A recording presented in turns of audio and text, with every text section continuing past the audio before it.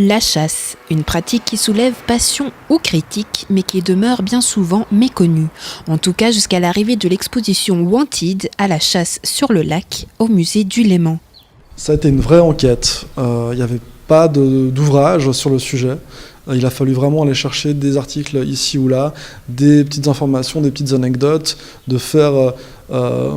d'exhumer des trésors pour pouvoir parler de cette pratique. Et puis pour le côté image, on a fait appel à des dessinateurs d'aujourd'hui pour dessiner les faits divers, les anecdotes pour lesquels il n'existait pas d'image.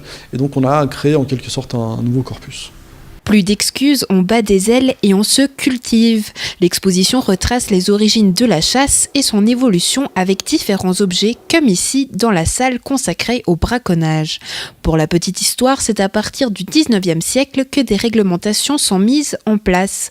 Aujourd'hui, seules 8 espèces peuvent être chassées sur le canton de Vaud, un fait que le musée image d'ailleurs avec humour.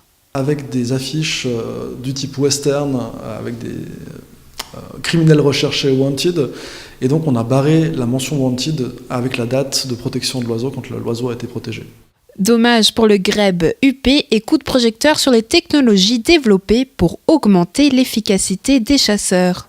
Depuis les rames jusqu'au moteur, depuis l'arc jusqu'au canon, et depuis les bateaux normaux jusqu'à des bateaux faits explicitement pour la chasse. Et même on parle d'avions, puisqu'en 1909, il y a un riche monsieur de Évian qui a fait venir un avion spécifiquement pour chasser sur le lac. Ici c'est une canardière, donc un bateau spécifiquement fait pour la chasse dans lequel on pouvait se coucher pour être le plus invisible possible et approcher les oiseaux le plus près possible, et puis donc tirer une fois qu'on les avait en point de mire et faire un maximum de victimes, comme c'était le cas à l'époque.